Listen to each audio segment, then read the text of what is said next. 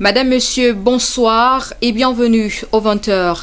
Au sommaire de cette première édition de l'information sur DBS Télévision, le littoral dans la bataille contre le Covid-19, la cérémonie de lancement officiel et solennel de la campagne de sensibilisation et de remobilisation des populations dans le cadre du respect des mesures barrières a eu lieu ce lundi dans la ville de Douala.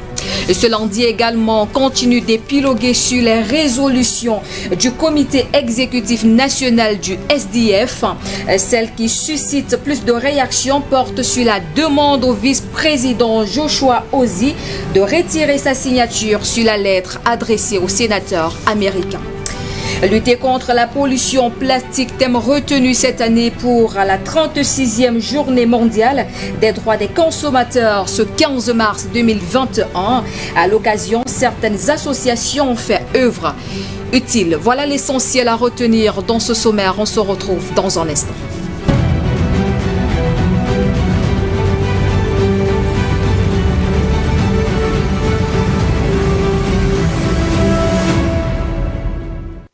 Madame, Monsieur, une fois de plus, bonsoir et bienvenue à la première livraison du grand format de l'information sur DBS Télévision. Lutte contre le coronavirus en la région du littoral remobilise sa troupe pour une meilleure réappropriation des mesures barrières. Le gouverneur de la dite région, Samuel Dieudonné Ivara Djiboa, a procédé ce lundi 15 mars au lancement de la campagne de sensibilisation des populations. Nos reporters Gour Abdul Kadir et Constantin Nondanki étaient, voici leur reportage. 1668 cas actifs et plus de 146 décès de suite de coronavirus. La courbe de la pandémie ascendante dans la capitale économique. Inverser cette tendance, c'est tout le sens de la mobilisation des autorités administratives, politiques et religieuses réunies ici pour le coup d'envoi d'une campagne dite de remobilisation et de sensibilisation. Classée deuxième des villes les plus touchées, Douala est toujours exposée et le virus jamais loin. Cette sensibilisation est tout azimut. Il n'y a pas un seul espace qui doit échapper à notre remobilisation.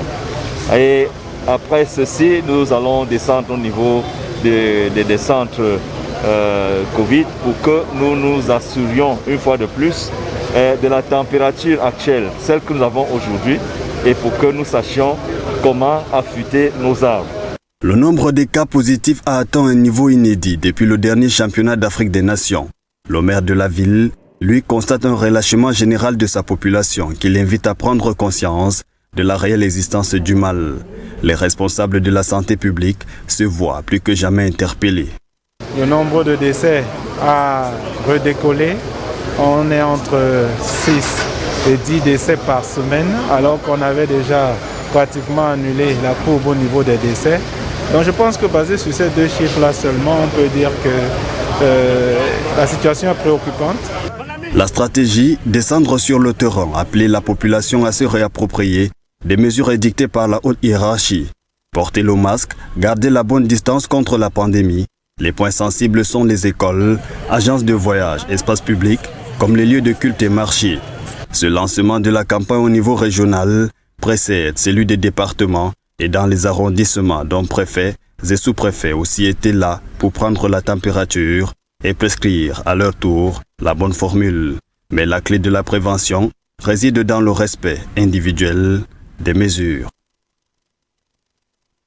En politique, le comité exécutif du Social Democratic Front, tenu samedi à Yaoundé, a pris certaines résolutions, mais on retiendra celle relative au retrait de la signature du vice-président de ce parti politique, l'honorable Joshua Ozzie, de la lettre adressée aux sénateurs américains au sujet de leur position au nord-ouest et sud-ouest du Cameroun. Hervé Mokouré. L'étau se resserre considérablement autour du vice-président du Social Democratic Front, SDF, Joshua Ozzie. Illustration évidente avec la résolution phare de la réunion du comité exécutif national tenue le week-end dernier à Yaoundé, qui demande frontalement aux députés du SDF, tête de proue du parti, de se désolidariser des récentes notes signées et adressées aux sénateurs américains. Une lettre du chairman John Frundi a été adressée à cet effet aux concernés. En attendant la réaction du vice-président Joshua Aussi, qui en principe ne devrait pas être surpris par cette décision, la tension est bien perceptible au sein du parti de la balance, surtout en ce moment où se joue la succession du leader du SDF qui a déjà annoncé sa volonté de céder le fauteuil de Sherman à un valeureux successeur dans les prochains mois. Deux Irak du parti lorgne avec voracité le très convoité fauteuil.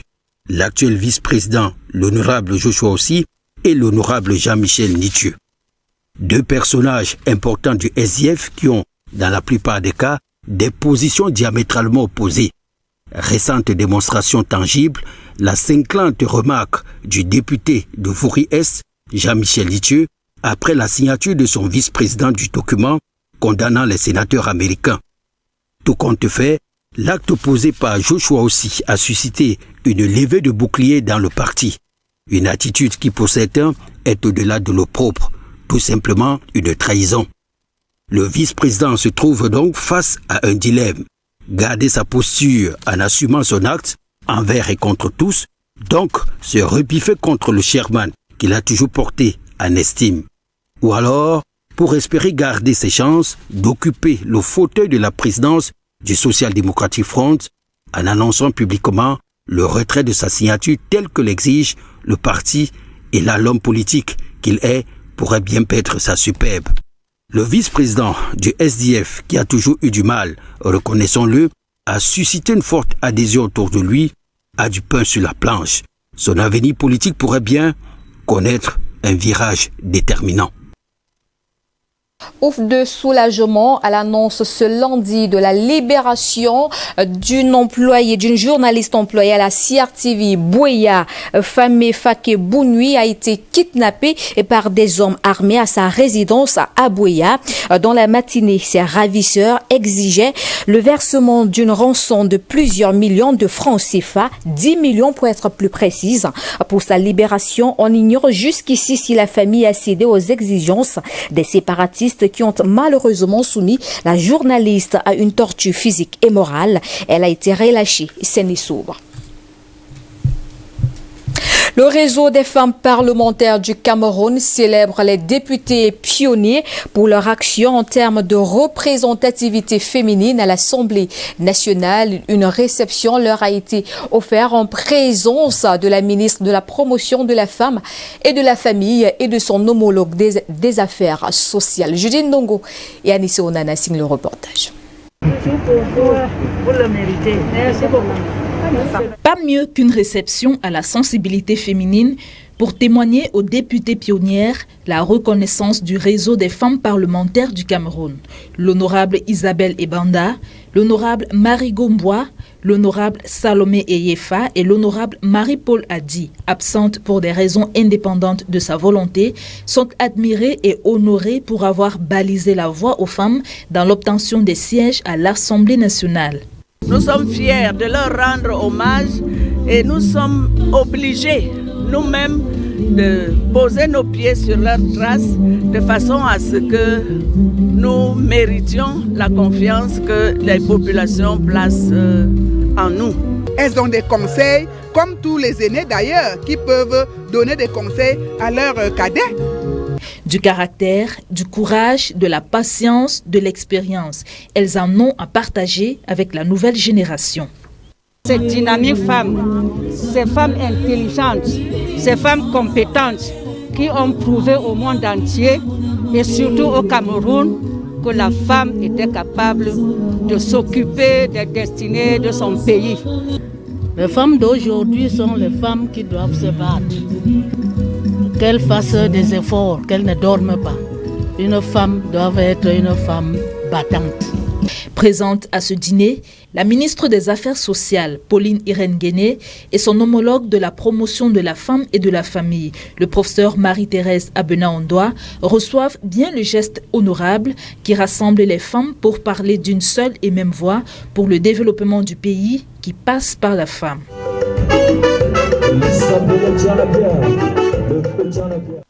La journée mondiale des droits de consommateurs se célèbre ce 15 mars 2021. La Chambre nationale des consommateurs du Cameroun a trouvé une occasion pour susciter l'adhésion d'un grand nombre d'acteurs de ce mouvement à travers le sport et même la collecte des déchets plastiques dans la ville de Douala. Reportage Jackson Jacquetière, Célanie. S'investir des droits des consommateurs, c'est le credo de la Chambre nationale des consommateurs du Cameroun, que ce soit au niveau de la sécurité des produits alimentaires ou encore au niveau de la conformité de l'affichage des prix des produits et des services. Dans un contexte marqué par la pandémie du coronavirus, le président de la Chambre des consommateurs du Cameroun a trouvé bon de créer l'émulation autour du sport pour susciter l'adhésion d'un grand nombre d'acteurs du mouvement consumériste. Le but de la journée d'aujourd'hui s'inscrit dans le cadre de la célébration de la 36e édition de la Journée internationale des droits des consommateurs. Nous sommes ici dans le cadre du sport. Et vous savez, nous sommes à l'ère de la pandémie. Le sport fait partie de la santé. Donc le Covid n'a pas besoin de sport pour dégager les voies respiratoires. Et cet événement que nous faisons aujourd'hui, elle est traditionnelle. Habituellement, nous le faisons ensemble. Vous avez vu dans la mobilisation. Cette mobilisation aussi, c'est pour promouvoir les droits du consommateur. Je dis bien promouvoir, parce que jusqu'ici, certains consommateurs ne connaissent pas leurs droits. 3 jours d'activité ont été organisés en prélude à la 36e journée mondiale des consommateurs. Il s'agissait d'informer, d'éduquer, de sensibiliser et de promouvoir au sein de l'opinion des droits des consommateurs face aux normes obligatoires, préserver l'écosystème et protéger l'environnement. À cet effet, une collecte des déchets plastiques dans les arrondissements de la ville de Douala a été l'un des points forts de cette journée dédiée aux consommateurs. L'édition de cette année est placée sous le thème « Lutter contre la pollution plastique ». Enfin, une route bitumée pour les populations de Bipindi. C'est une localité située à près de 76 km de la ville de Kribi. En visite de ce côté le week-end, le prophète de l'océan a demandé aux populations de saisir cette opportunité pour se lancer pleinement dans l'agriculture. Simplice Bonying. Progressivement sorti du désenclavement grâce au bitumage du tronçon routier Kribi-Grand Zambi, en voie d'achèvement, c'est au rythme des danses des pygmées Bageli que les populations de Bipindi ont manifesté leur joie de recevoir pour la toute première fois le nouveau préfet du département de l'Océan. Au-delà des infrastructures en construction, des structures sociales et sites touristiques, l'agriculture a particulièrement retenu son attention. Des palmeraies aux unités locales d'extraction d'huile de palme, passant par des pépinières Sodekao, Nuhu Bello s'est imprégné du potentiel agricole de cette localité de plus de 15 000 âmes avec pour principale recommandation cultiver le palmier, le cacao et bien d'autres spéculations, parce que là nous avons les moyens de les évacuer. Les doléances porteront sur l'accès à l'eau potable, l'électricité, la réhabilitation de la résidence Zenker, important vestige colonial. Telle que la résidence Zenker, et enfin la contractualisation des travaux du tronçon routier Grand Zambi-Pingambo. Aux populations, Nuhu Bello appellera à œuvrer pour l'éducation, le vivre ensemble et à dénoncer toute personne suspecte afin de garantir leur propre sécurité. Les fonctionnaires véreux seront mis en garde, la traque aux abonnés absents étant désormais lancée.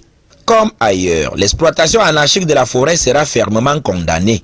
Faisons de notre forêt une ressource durable, celle qui va aller au-delà de nos générations. Nous devrons bénéficier de ces ressources tout en préservant pour les générations futures. Mais aussi nous devrons aussi éviter le braconnage. L'État reconnaît aux populations riveraines le droit de consommer des produits qui autour d'eux.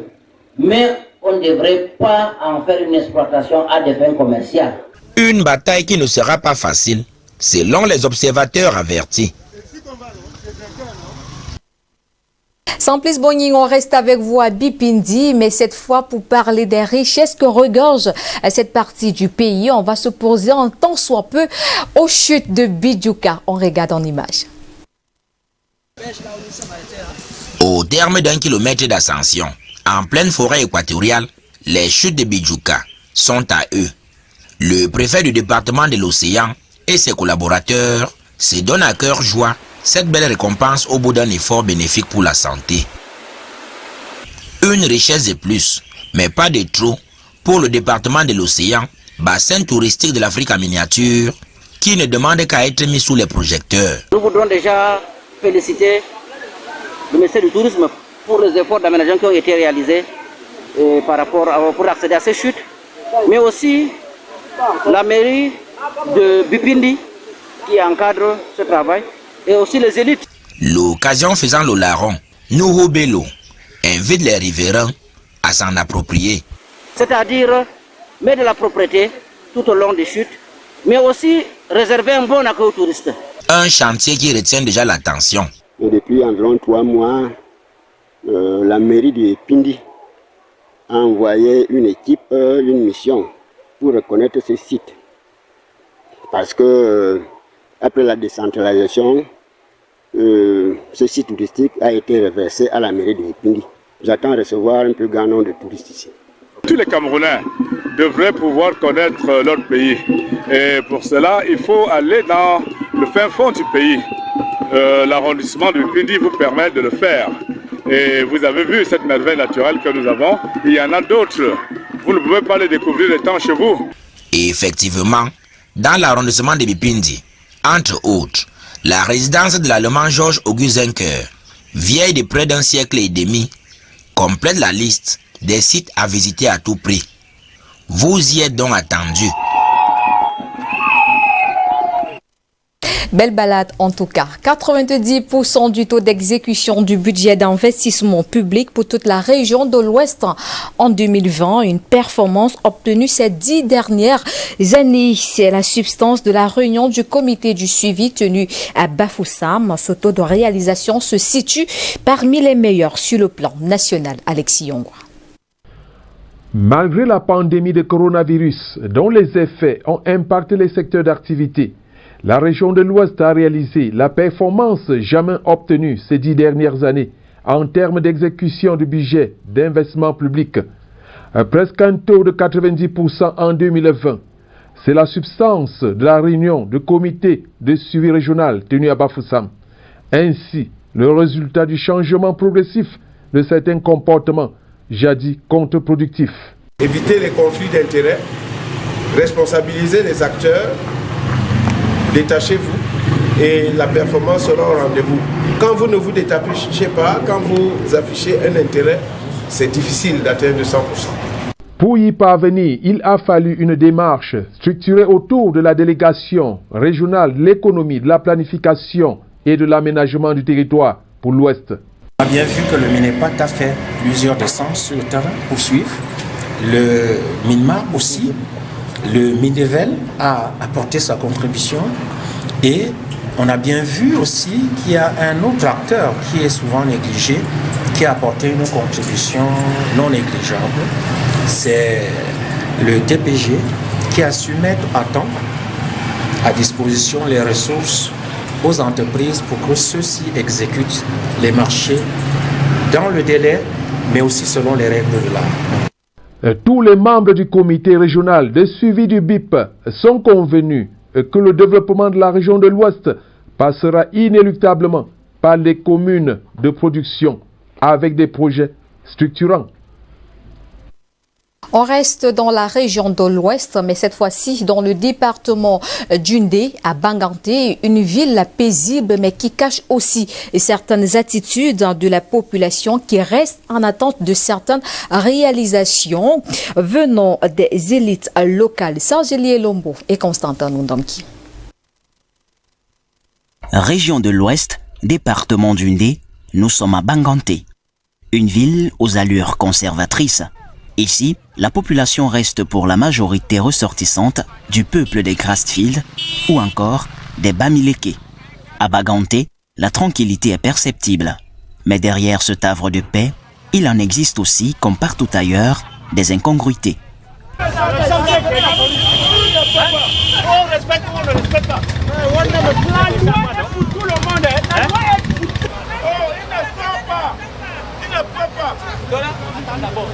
À la gare routière, on s'en inquiète, vu l'insalubrité et l'absence de moyens de drainage d'eau, avec la saison des pluies qui se pointe à grands pas.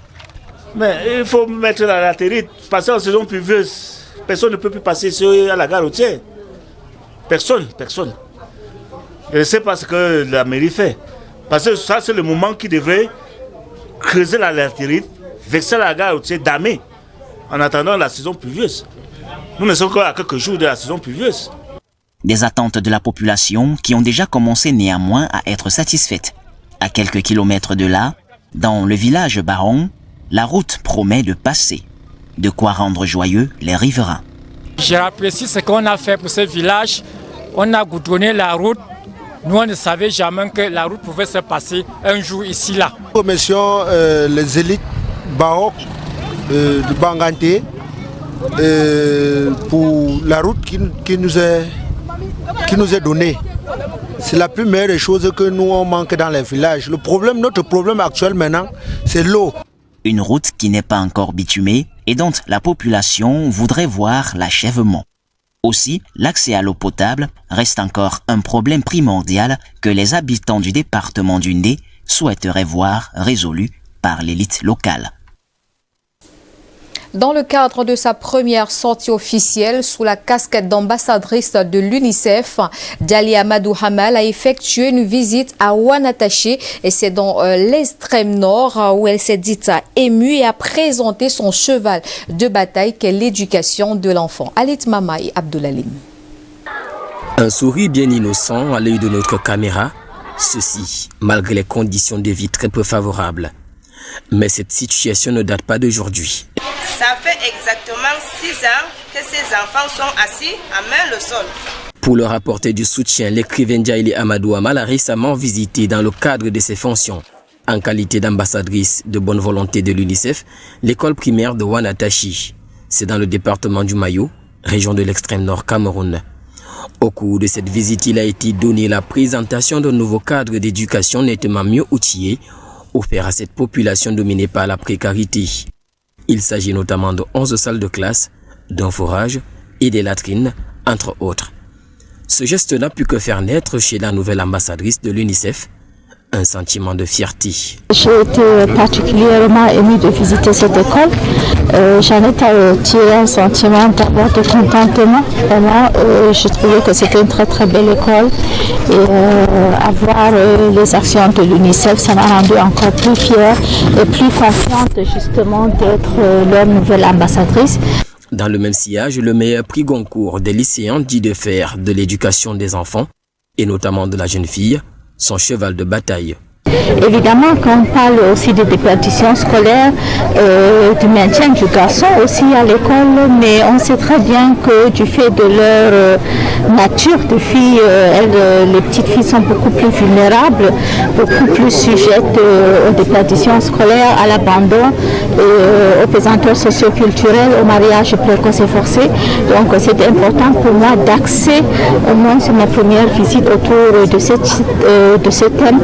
Mais cette réalité est presque dépassée, car, selon le directeur, vous avez constaté que dans les années antérieures, l'effectif des garçons à l'école était presque le double des effectifs des filles. Aujourd'hui, en 2020-2021, nous avons constaté que la différence entre l'effectif des garçons et des filles est de seulement de 12 élèves. Après cette visite de travail effectuée auprès du représentant résident de l'UNICEF au Cameroun, Jacques Boyer, et des autorités administratives, le ton a été donné à une rencontre littéraire entre Djali Amadou Hamal et les populations de Manawatashi. L'ombre de maître Charles Tchakounté Pathie quitte définitivement le monde des vivants. Décédé le 4 octobre 2020, le bâtonnier au barreau du Cameroun a été enterré le 13 mars dernier à Banganté. La cérémonie d'adieu courue a connu la présence de la mine représentante du chef de l'État. Colombe Katal et Constantin Ndomki. Décédé le 4 octobre 2020 au Havre en France, maître Charles Tchakounté Pathie a été finalement conduit à sa sépulture le 13 mars dernier dans le village Barouok par Banganté, région de l'Ouest. Une dernière demeure avant laquelle le corps levé à la morgue de l'hôpital de la garnison militaire à Douala a fait escale à Yaoundé. La cérémonie d'adieu a, comme l'on pouvait s'y attendre, drainé du beau monde. Outre les siens par le sang, la famille, mais alors très grande, du barreau national l'a accompagné à sa dernière demeure. L'écho des hommages aux défunts a franchi les frontières du Cameroun. Outre les figures de proue, de l'ordre des avocats et de l'élite du département du Ndé, le gouverneur de la région de l'Ouest était sur les lieux. En lieu et place du président de la République pour la circonstance, Mme Ketia Cortés, ministre de l'Habitat et du Développement urbain. C'était un concert d'éloges sur le pupitre à l'endroit du défunt. Les allocutions de la représentante des avocats, de Sa Majesté Tamadou Roger, roi des Baroques, évoquaient le souvenir d'un homme magnanime, soucieux du droit et du développement. Il n'en était pas autrement pour la ministre Ketia Cortés. À son passage à l'estrade, non sans réconforter l'épouse et la famille si durement éprouvée. Une existence qui sert de jalon à la nouvelle génération. Donne à nos enfants de reconnaître que la discipline, l'intégrité, l'honnêteté, la loyauté, l'amour de son pays peut payer. De l'homme, l'on s'en souviendra encore et encore. Maître Tchakounte Patia, au nom du président de la République, en vertu des pouvoirs qui nous sont conférés, nous vous faisons chevalier dans l'ordre de la valeur à titre posthume. C'est le souvenir d'un homme réservé, d'un homme efficace, d'un homme organisé, d'un rassembleur, d'un travailleur. C'est en janvier 1992 que Maître Charles Tchakounte Patia s'inscrit au barreau du Cameroun. Il était spécialisé dans le contentieux des affaires. Il était membre du conseil de l'ordre des avocats au barreau du Cameroun. Il était aussi arbitre à la Cour commune de justice et d'arbitrage de l'OADA et arbitre au Centre permanent d'arbitrage et de médiation du Centre africain pour le droit et le développement.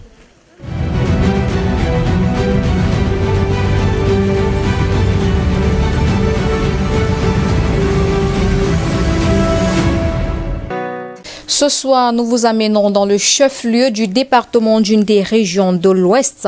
Baganté est considérée comme la ville la plus propre de la région. La subdivision Baganté a été créée en 1930 et devient département d'une des le 3 février 1961. Quelques clichés de la ville capturés par Constantin Ndamki.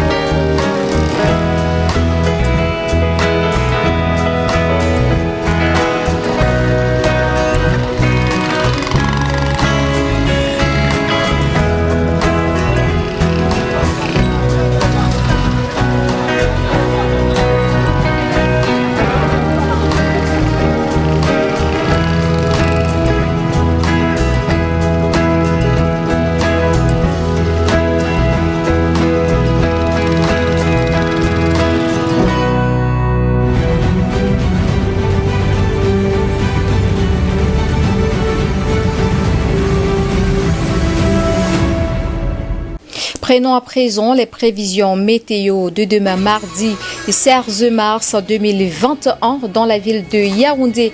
Absence de soleil, 28 degrés en journée, au soir 21 degrés. Dans la ville de Douala, des orages et Lyon-Noura, nous aurons 30 degrés en journée, au soir 24 degrés à l'ouest du pays. Il va certainement pleuvoir, peut-être dans la ville de Baganté, 26 degrés en journée, au soir 16 degrés et à Buea dans le sud-ouest, il va pleuvoir également. Nous aurons la même température qu'à l'ouest du pays, 24 degrés au soir, 19. On va à Maroua, c'est dans l'extrême nord, nous aurons 37 degrés au soir, 23. Et puis dans la capitale du soleil levant, plutôt des orages, pas de soleil, 31 degrés au soir, 21 degrés. Et à Bamenda dans le nord-ouest, même climat qu'à Bertoua, 28 degrés au soir, 17. Et puis dans le sud, Ebolova, même température, des orages qui se présentent, 27 degrés au soir, 19 degrés. On va dans la ville de Ngaoundéré où nous aurons le même climat qu'à Yaoundé, un ciel complètement nuageux, 29 degrés au soir, 18. Madame, monsieur, et à Garoua, du soleil, 41 degrés au soir, 25 degrés. Voilà qui met en thème à cette première livraison du grand format de l'information sur DBS Télévision. Merci de nous avoir suivis. Au plaisir de vous retrouver demain lorsqu'il sera 20h. Au revoir.